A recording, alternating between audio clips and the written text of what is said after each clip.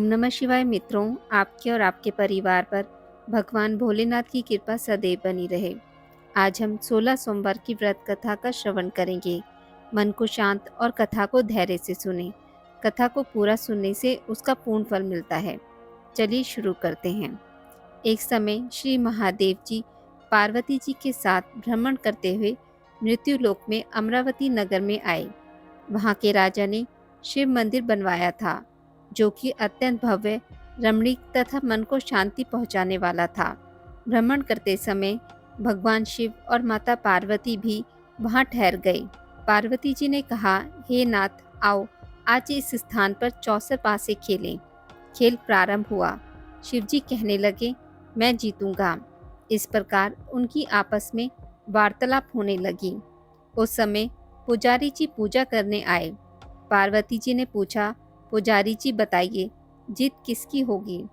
पुजारी बोला, इस खेल में महादेव जी के समान कोई दूसरा पारंगत नहीं हो सकता, इसलिए महादेव जी ही यह बाजी जीतेंगे। परंतु हुआ उल्टा, जीत पार्वती जी की हुई। अतः पार्वती जी ने पुजारी को कोढ़ी होने का शाप दे दिया कि तूने मिथ्या भाषण किया है। अब तो पुजारी कोढ़ी हो गया। शिव पार्वती जी दोनों वापस चले गए। कुछ समय पश्चात अप्सराएं पूजा करने आई। अप्सराओं ने पुजारी के कोढ़ी होने का कारण पूछा। पुजारी ने सब बातें बता दी। अप्सराएं कहने लगी, पुजारी जी, आप 16 सोमवार का व्रत करें तो शिव जी आपसे प्रसन्न होकर आपका संकट दूर करेंगे। पुजारी जी ने अप्सराओं से व्रत की विधि पूछी। अप्सराओं ने व्रत करने और व्रत के उद्यापन करने की संपूर्ण विधि बता दी। पुजारी जी ने विधि पूर्वक श्रद्धा भाव से व्रत प्रारंभ किया और अंत में व्रत का उद्यापन भी किया। व्रत के प्रभाव से पुजारी जी रोगमुक्त हो गए। कुछ दिनों बाद शंकर पार्वती जी पुनः उस मंदिर में आए तो पुजारी जी को रोगमुक्त देखकर पार्वती जी ने पूछा, मेरे दिए हुए श्राप से मुक्ति पाने का तुमने कौन सा उपाय किया? पुजारी जी ने कहा, हे माता, अप्सराओं द्वारा बताए गए 16 सोमवार के व्रत करने से मेरा यह कष्ट दूर हुआ है। पार्वती जी ने भी 16 सोमवार का व्रत किया, जिससे उनसे रूठे हुए कार्तिकेय जी भी अपनी माता से प्रसन्न होकर आज्ञाकारी हुए। कार्तिकेय जी ने पूछा, हे माता, क्या कारण है कि मेरा मन सदा आपके चरणों में लगा रहता है? पार्वती जी ने कार्तिकेय जी को 16 सोमवार के व्रत का महात्म्य तथा विधि बताई। तब कार्तिकेय जी ने भी इस व्रत को किया तो उनका बिछड़ा हुआ मित्र मिल गया। अब मित्र ने भी इस व्रत को अपने विवाह होने की इच्छा से किया। फलतः वह विदेश गया।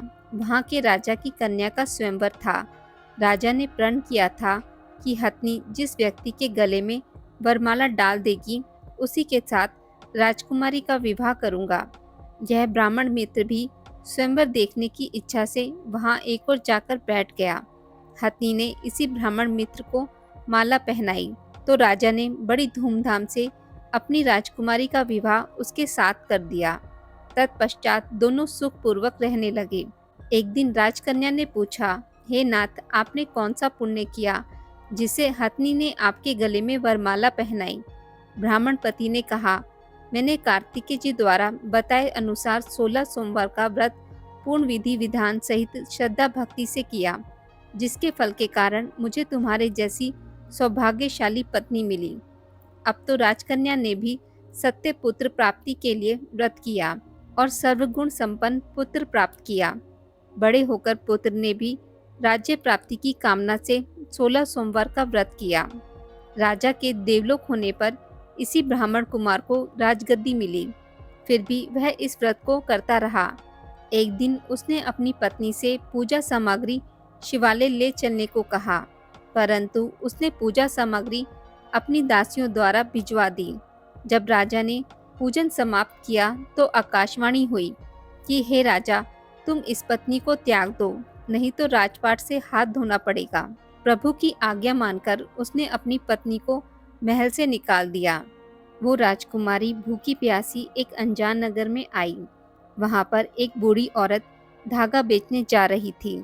जैसे ही उसने राजकुमारी को देखा तो उसने उसकी मदद करते हुए उसके साथ व्यापार में मदद करने को कहा। राजकुमारी ने भी एक टोकरी अपने सर पर रख ली। कुछ दूरी पर चलने के बाद एक तूफान आया और वो टोकरी उड़ती हुई चली गई। अब तो वो बूढ़ी औरत रोने लग गई और उसने राजकुमारी को मनहूस मानते हुए चले जाने को कहा। उसके बाद वो एक तेली के घर पर पहुंची। उसके वहां पहुंचते ही सारे तेल के घड़े फूट गए और तेल बहने लग गया। उस तेली ने भी उसे मनहूस मानकर उसको वहां से भगा दिया। उसके बाद वो एक सुंदर तालाब के पास पहुंची और जैसे ही पानी पीने लगी, उस पानी में कीड़े चलने लगे और सारा पानी धुंधला हो गया। अपने दुर्भाग्य को कोसते हुए उसने गंदा पानी पी लिया और पेड़ के नीचे सो गई। जैसे ही वो पेड़ के नीचे सोई, उस पेड़ की सारी पत्तियां झड़ गई। अब तो जिस पेड़ के पास जाती, उसकी पत्तियां फिर गिर जाती थी। ऐसा देखकर वहां के लोग मंदिर के पुजारी के पास गए। उस पुजारी ने उस राजकुमारी का दर्द समझते हुए उससे कहा, बेटी, तुम मेरे परिवार के साथ रहो। मैं तुम्हें अपनी बेटी की तरह रखूंगा। तुम्हें मेरे आश्रम में कोई तकलीफ नहीं होगी। इस तरह वह आश्रम में रहने लग गई। अब तो वो जो भी खाना बनाती या पानी लाती, उसमें कीड़े पड़ जाते। ऐसा देखकर वो पुजारी आश्चर्यचकित होकर उससे बोला, बेटी, तुम पर ये कैसा कोप है जो तुम्हारी ऐसी हालत है। उसने वही शिव पूजा में ना जाने वाली कहानी सुनाई। उस पुजारी ने शिवजी की आराधना की और उसको 16 सोमवार व्रत करने को कहा, जिससे उसे जरूर राहत मिलेगी। उसने 16 सोमवार का व्रत किया, जिसके प्रभाव से ब्राह्मण पुत्र उसके बारे में सोचने लगा। वह कहाँ होगी, मुझे उसकी तलाश करनी चाहिए। इसलिए उसने अपने आदमी भेजकर अपनी पत्नी को ढूंढने को कहा। उसके आदमी ढूंढते हुए उस पुजारी के घर पर पहुंच गए और उन्हें वहां राजकुमारी का पता चल गया। उन्होंने पुजारी से राजकुमारी को घर ले जाने को कहा, लेकिन पुजारी ने मना करते हुए कहा, अपने राजा को कहो कि खुद आकर इसे ले जाएं। तब राजा ने वहां जाकर पुजारी से कहा, महाराज, यह मेरी पत्नी है। मैंने इसका परित्याग कर दिया था। कृपया कर इसे मेरे साथ जाने की आज्ञा दें। शिवजी की कृपा से प्रतिवर्ष 16 सोमवार का व्रत करते हुए वे आनंद से रहने लगे और अंत में शिवलोक को प्राप्त हुए। आज की इस वीडियो में बस इतना ही। मित्रों, अगर आपको मेरी वीडियोस पसंद आती हैं तो इसे लाइक और शेयर ज़रूर करें और पूजा पाठ से जुड़ी जानकारी के लिए मेरे चैनल को सब्सक्राइब करना ना भूलें। धन्यवाद।